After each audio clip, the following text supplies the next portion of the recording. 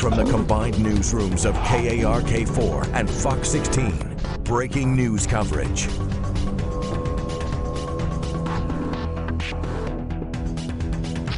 Good afternoon, friends. I'm Mitch McCoy here at KARK4 and Fox 16 in Little Rock. It's another Tuesday. It's another coronavirus briefing. Governor Asa Hutchinson is expected to give his COVID-19 briefing in just a moment. You see the picture there on the right-hand side of your screen. The governor is set to give his briefing, quite frankly, on the heels and in just a day after only 94 new COVID-19 cases were reported in the state of Arkansas yesterday. So this should be a very interesting briefing just to see what happens with the case count. Let me give you a quick background on what has happened over the last couple of days. 94 new cases of the coronavirus were reported yesterday, 288 the day before, 557 on Saturday, 516 on Friday. Will that trend continue? The answer in just a moment. Here's Governor Asa Hutchinson along with Dr. Jose Romero from the Department of Health. Thank you for joining me for today's COVID-19 weekly update. I'm pleased to be joined today by Secretary Dr. Jose Romero of the Department of Health, also Secretary Johnny Key of the Department of Education. We have Colonel Rob Ader, who's our program coordinator for vaccine distribution. And primarily we want to first talk about vaccines today, and then we'll move into our case report. And let's just go ahead and look at the chart that gives our vaccine report. And it shows that we have received in the state, under the state program, 975,000. And we have allocated we have put those vaccines into the arms of Arkansans by 62.4% of those. And you can see, just look at the day before, obviously at the beginning of the week we receive our vaccine allocation. We've received 73,000 doses. We've given out 15,000 the last 24 hours.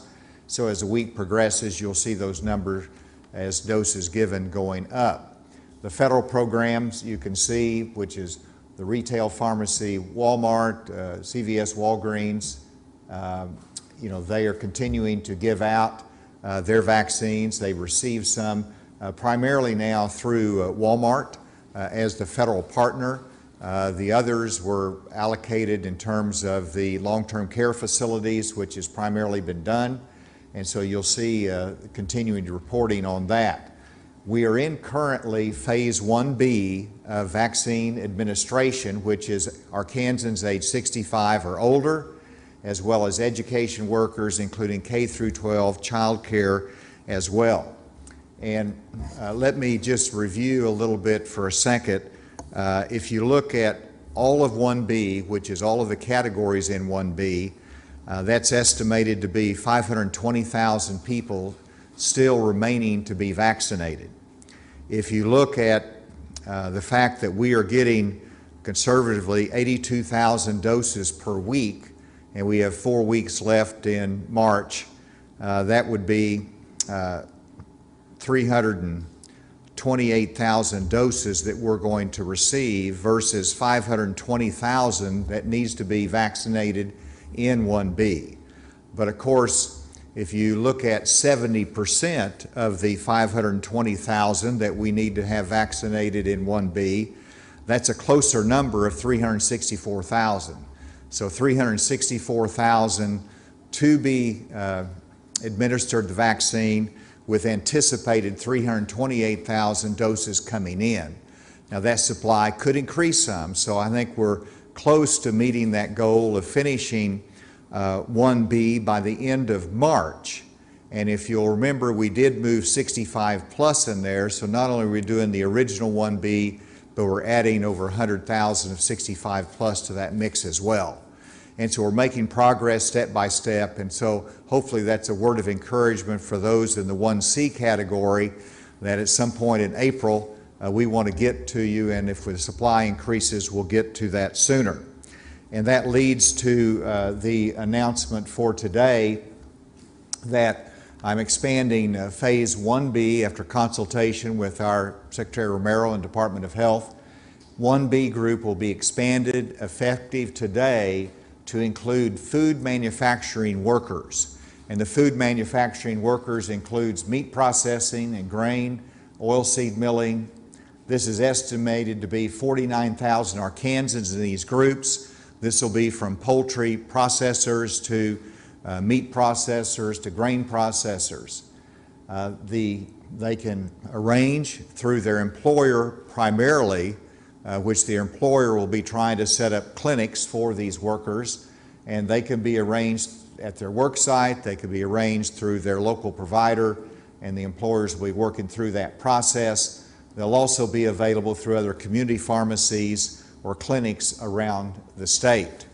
And the reason we feel comfortable in adding this addition is because if you look this month with our vaccines coming in, we're on schedule and we want to stay on schedule. We need to add this additional group.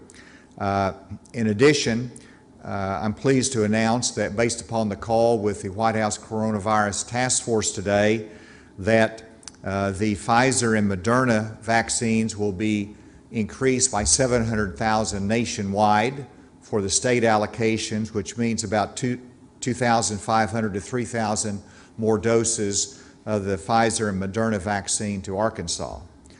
In addition, of course, we know that J&J has been approved by the FDA and that Arkansas will receive 24,000 J&J doses for the first time this week, and will receive them later this week for distribution.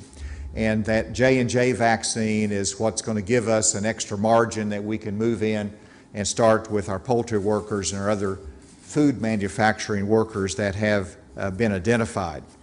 And let's go on to the next graph. Another thing that we want to do is to continue to increase the availability of vaccines in rural parts of our state. And so our Department of Health will be designating one location in each of the public health regions for vaccine distribution. These clinics will be set up and held each week in counties with low vaccination rates, and it'll be initially on a first-come, first-serve basis, but we envision having next week a statewide toll-free number that can be called to help identify where they can go for these vaccine clinics. We'll provide more information to you next week on that, and those locations will be provided on our Department of Health website when they're specifically identified. No out-of-pocket expense, just bring your insurance card, and if you have insurance, they can bill their insurance. But don't let anything stop you from getting your vaccine. No out-of-pocket money is required. And then you can return for your second dose at the designated time. If you go to the next graph, you'll see the initial counties that we're targeting, which is Lee County, Mississippi County, Dallas, Pulaski, and Conway will be the areas that will have these Department of Health run vaccines to local health departments. And then we wanted to be able to see how we're doing in terms of the percent of the population. So we have moved through the 70-plus population in Arkansas, and based upon the Department of Health data, it looks like we have vaccinated 50% of the 70-plus. Now, that's one dose, fully vaccinated 24.7, which those will soon get their second dose as well. How do I think this represents how we're doing? I think it shows some resistance to the vaccine that we need to overcome. We want to make sure we continue to encourage those that are in the right age group, the right criteria to get the vaccination is critically important for our entire success in ending this pandemic. So it's a good place to be now, but we want that number to increase. Dr. Romero particularly like to see that 50% get up to 70%. The next graph, let's go on to our cases. And if you look at our cases, we continue to hold steady, if not be on the decline. And there's some significant good news here particularly in the hospitalizations, that you can see our hospitalizations have declined another 25, and the ventilators are down as well. You look at our number of new cases, right in the middle there, total cases, and then the change from yesterday, we have 440 new cases with increase of 12 active cases and 4 deaths. We're always saddened by those deaths, but we're very glad that that number is so much less than it has been in previous weeks.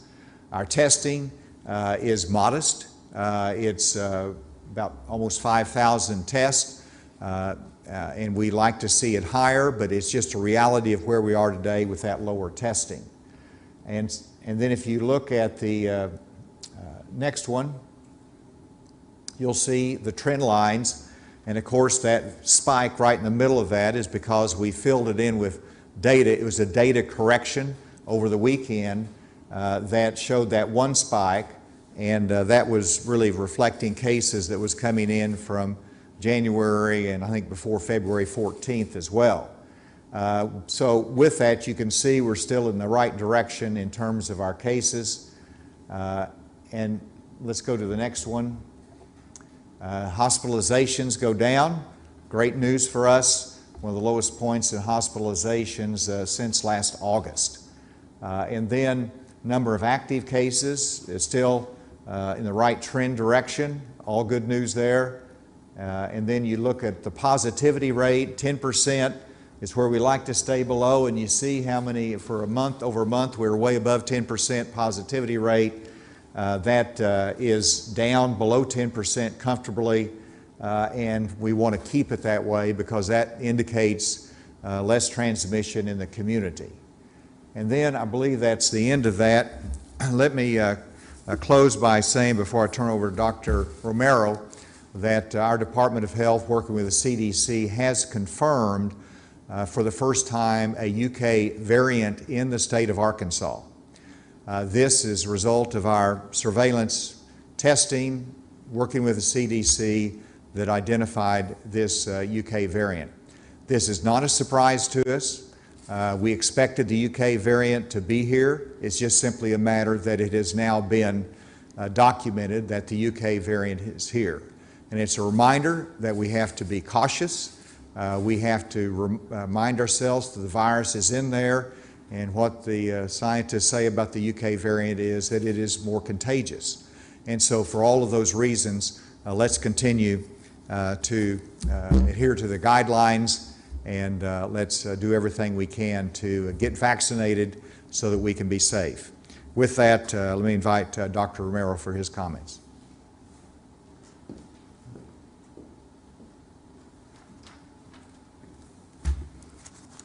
Thank you, Governor.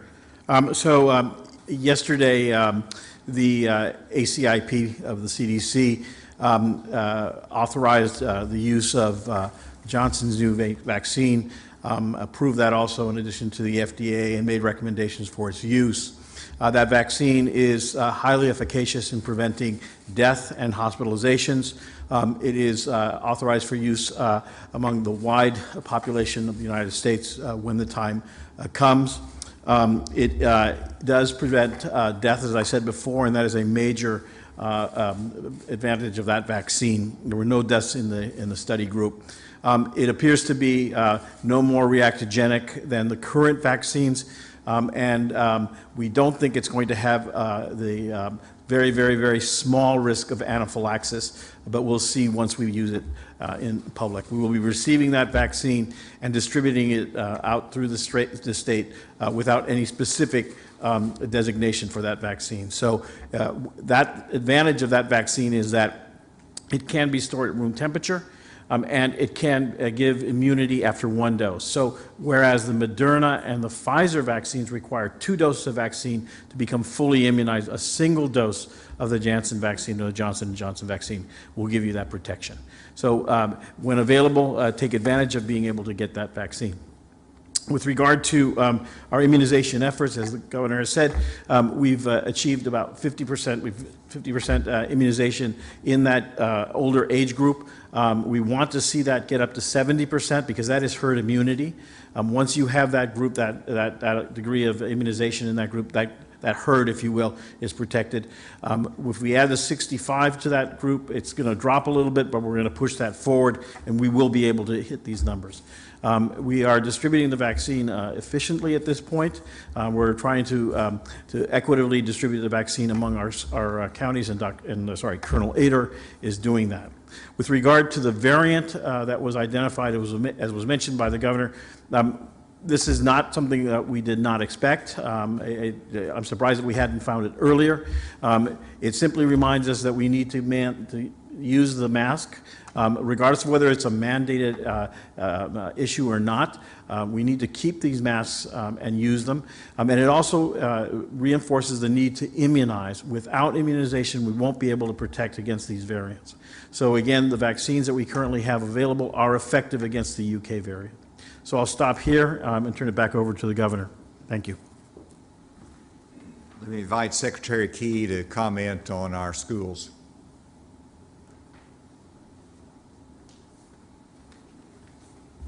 Thank you, Governor. Arkansas schools are recovering from the weather situation we had a couple of weeks ago. I think most of those schools that had been impacted by the damage to their buildings or to water pipes have been able to return on site, and we continue to work to identify and calculate the damage due to that. But I do want to point out that Arkansas schools have and continue to have a successful school year, especially when you compare to states around the nation who have still yet to return to on-site instruction. If you review the recent CDC guidance that was reissued within the last couple of weeks, and you compare that to how we have been operating in Arkansas, it very much parallels what we have been doing here through the entire school year, which has been the biggest contributing factor. Is we have worked with schools to follow the guidelines, and with all the good news that we have now about our case counts, this is no time for us to let up, especially in our schools. Our in-school case numbers are reflecting the positive trends in the communities, and we want that to continue. We have concluded a successful wrestling season, or are in the process of concluding. We're in the process of concluding a successful swim and dive season with respect to our student athletes, and now we're going into tournament season with basketball. So I would just encourage all of our schools, all of our personnel, all of our parents, and our students to continue the good work that you've been doing so that we can continue to have a successful school year and end this school year with optimism that going in the next year that we'll be back to what we all hope to be a normal school situation across the state. Thank you, Governor.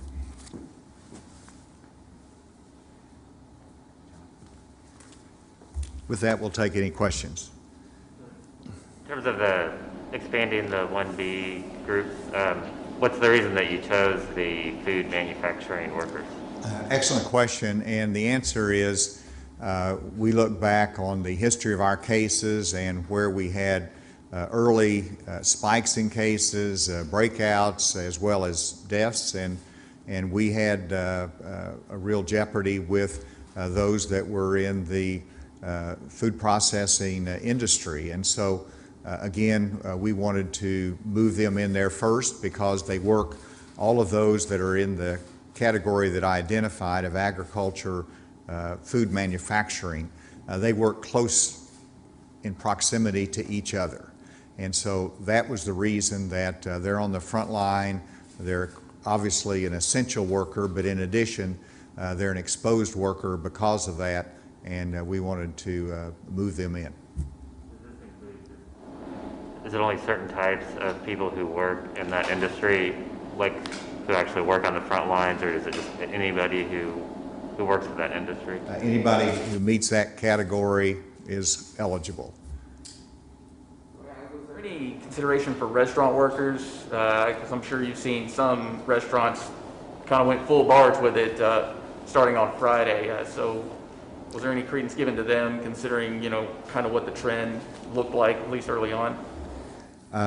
The restaurant workers are in what category? That would be 1C. 1C. So they're in 1C, so hopefully we'll get to them soon. We recognize that they need vaccinations as well, but that's a category that the CDC guidelines have recommended them to be in. So I guess then what's kind of your reaction to seeing some restaurants? I know there were some in Saline County, there were some in Little Rock that kind of went back to operating as normal once some of those guidelines were sort of loosened up a little bit. Well, we encourage them to have appropriate precautions in place. Most restaurants continue to follow the guidelines, which is space limitations, but also the servicers to wear a mask, which is still a requirement if you can't socially distance. And so we want them to be careful. And then we also want the consumers, don't go to some place that's taking risky action. So don't go someplace that you feel uncomfortable or they're not taking the right precautions. Reward those that are. I think that's the marketplace, and everybody knows today what is necessary. They need to act on what they know. Dr. Jackson's saying that mask mandates should probably be in place until maybe 2022. So I guess how do you respond to that, considering we're looking at the end of March to maybe lift that mandate? I've said out that I think what Dr. Fauci says, that if you want to take every precaution, maybe that's a good idea down the road to continue. I think, I've had my vaccine. I'm 70 plus, so I've had my vaccine. But I continue to wear a mask, both to set a good example, but also because they're still studying as to whether it is transmissible even though you've had the vaccine. And so I think we're going to learn a lot between now and then, and hopefully that will not be necessary, but we'll continue to listen. And to clarify, in those 5 specific counties, is that going to be open to all residents within that county? Because I know we're focusing on some of those counties that have lower vaccination taking, or is it still going to be 1B categories even in those? No, they'll have to follow the categories. So yes, good point, good question. So even with those, it's first come, first served, but it needs to be within that category. And that's important because as we go into having a toll-free number that you can come and they can assign you someplace, that would inundate us if they called when they weren't in the right category. If they're in 1C, they're calling now, it would clog the system. It's going to be challenging anyway, but you need to make sure you're in the priority and qualified, and it's your turn, and then we'll help get that set up. Let's go remotely and see if there's any questions. Hey, Governor. Andrew Epperson here from KNWA News. We've gotten reports from people who have medical conditions serious enough to where their doctors are giving them notes saying you need to get a vaccine as soon as possible, but they can't right now just because of how the state's set up. They're going over state lines to Oklahoma or Louisiana to get vaccinations just because of how those states are set up. Have you thought about perhaps moving these folks up to 1B, and why, if so or if not? I'm going to let Dr. Romero comment on that. I would say at the outset, we've talked about it a lot, and the CDC guidelines is so broad in the underlying conditions that it would be well over 1 million people in Arkansas. And for that reason, we can't just bring them all in and have those vaccinated early. And so we believe when we lowered it to 65 that we're going to be catching the most vulnerable of those with underlying conditions. And so we chose to take that path. Dr. Romero?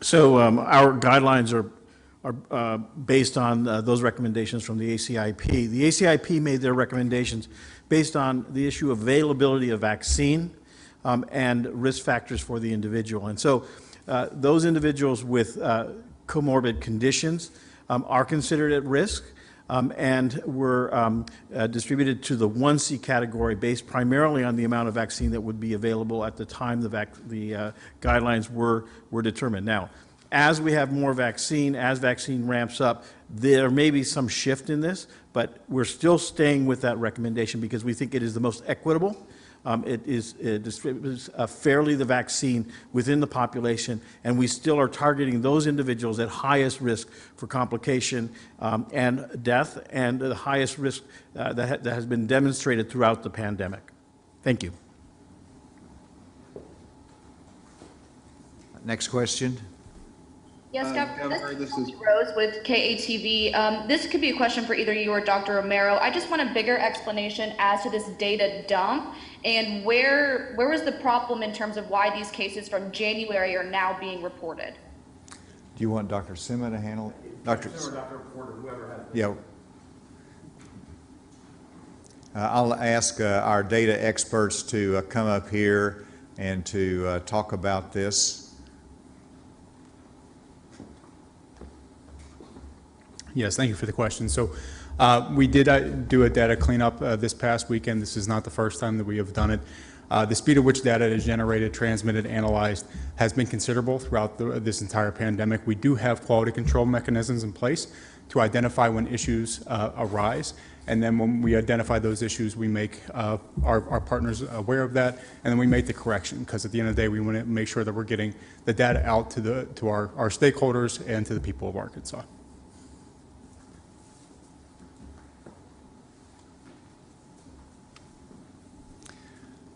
And if you recall, and Dr. Sima, I think, correct me if I'm wrong here, but in times past, it might be a commercial provider that sends in the data late. It might have been happened in January, but they save it and send it in one batch, which we don't ask them to do, but that's an accumulation, and so that's one factor that allows that has to be cleaned up and inserted into the system. Another question. Governor, this is Jacqueline Froelich, and with KUAF NPR, and my question is off topic. It regards your decision on SB 24, Stand Your Ground. I will make an announcement on that tomorrow on Stand Your Ground, and voter ID also is pending, so that final decision will be made tomorrow, and we'll make sure everybody's aware of that. Good afternoon, Governor. It's Brett Rains with 4029 News. Can you provide any additional information about the first confirmed case of the UK variant, how that person's doing, what region of the state, they travel from out of state? Please provide more details if you're able. Sure. Dr. Romero? So for reasons of HIPAA, we would not disclose that information because it is a sole case, and we can only tell you that the case occurred in the state, that data was reported to us, and the virus has been confirmed by sequencing from the Tennessee State Lab. So we know that it is a variant, but we're not at liberty to give other information regarding the patient itself. Thank you. Another question? Governor, this is Andrew with AP. Had a COVID question and a non-COVID question for you. The presence of a variant in the state, would that factor in at all to your decision on whether to lift the mask mandate by the end of the month? Would that enter into your thinking on looking at that?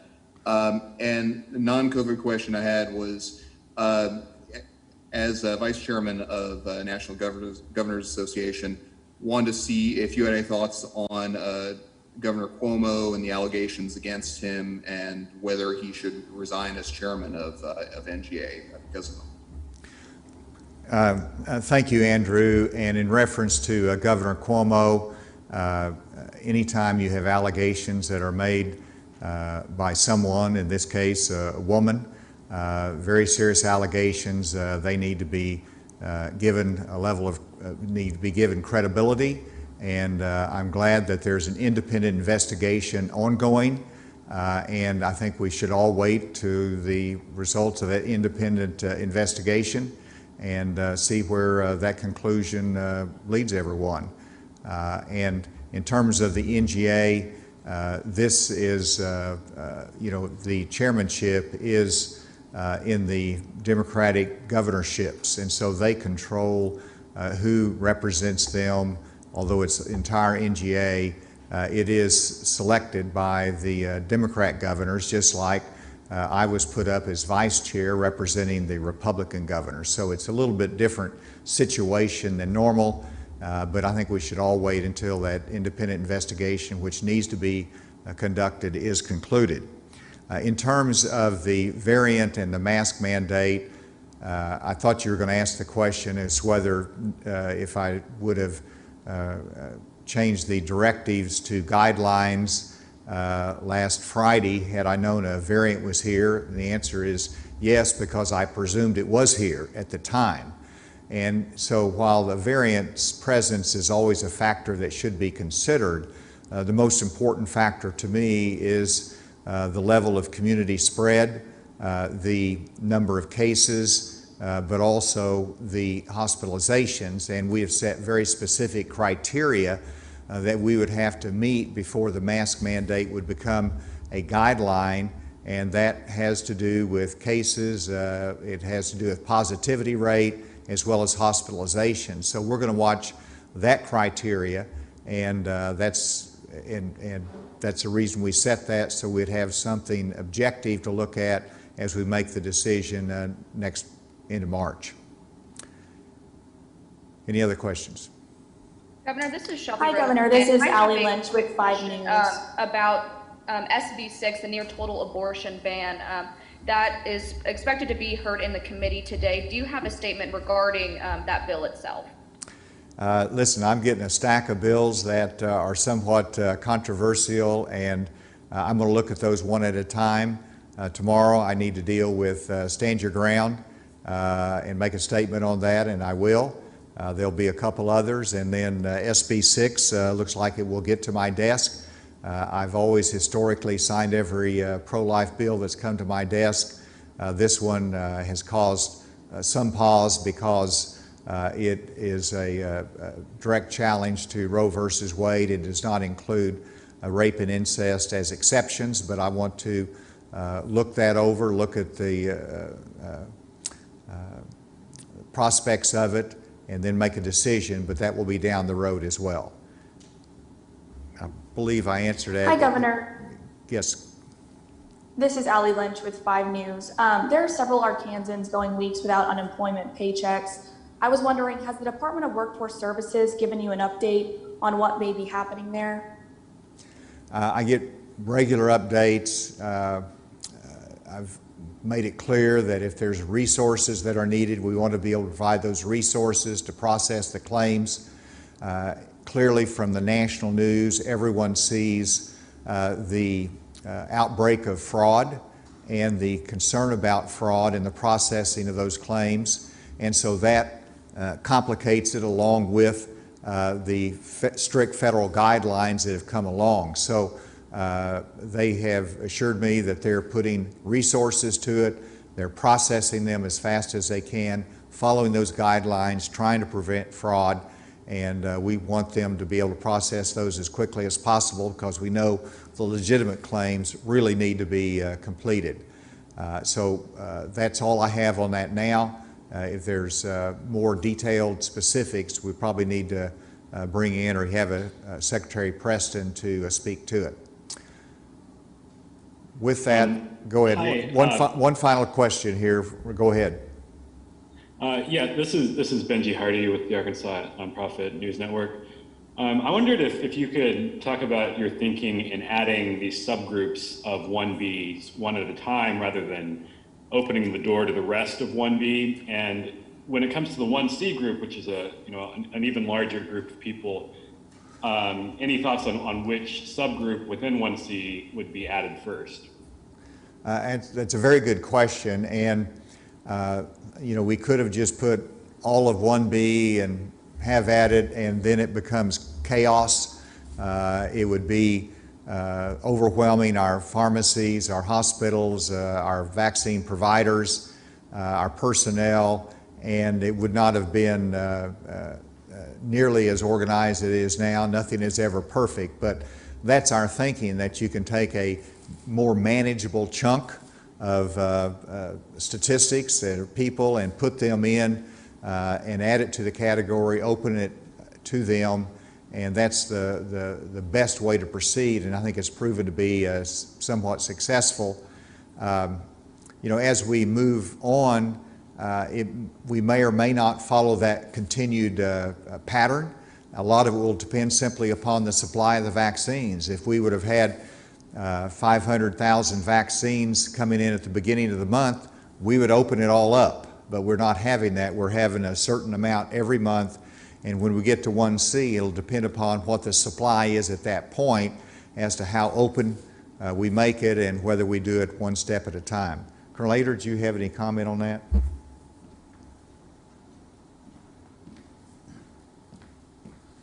Thank you, sir. You know, the whole thing is that, you know, we are controlled by the amount of volume of vaccine that's coming into the state. And so, you know, if we open it up too wide, then we stress out the ability to actually provide those vaccines.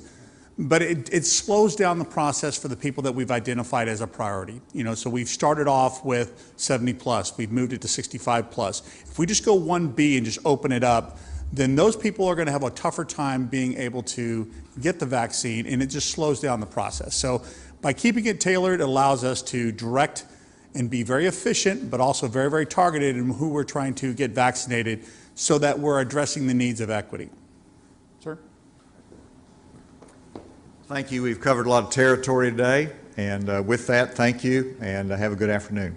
Yeah, the governor, not joking about that, certainly has covered a lot of territory, and I want to get to everything that we've learned today, and boy, it is quite a bit. Let's first start with the number of COVID-19 cases in the state of Arkansas. We're talking about 440 new cases, 25 fewer hospitalizations, certainly a good sign, 12 additional deaths. We have 4 fewer Arkansans on a ventilator. Let's talk about, I guess, in my opinion, what would be the bigger newsmaker out of this COVID-19 briefing, and it's the expansion of Phase 1B. We've learned from the governor that food manufacturing workers are now eligible for the COVID-19 shot. And that affects approximately 49,000 Arkansans to have food manufacturing workers added to this group. The governor saying that these workers can now start reaching out to their employers to figure out how to start getting that vaccine. Also, we are learning that the UK variant has been confirmed in Arkansas. This is not a huge surprise. We have heard from the governor in previous news conferences that it is pretty much his presumption that the UK variant is already here. In this case, it's just confirmed. They have the lab work to back up their assumptions. So not a huge newsmaker, but still something worth noting, because obviously this is a very contagious part of the virus, this variant is. So that's something worth noting.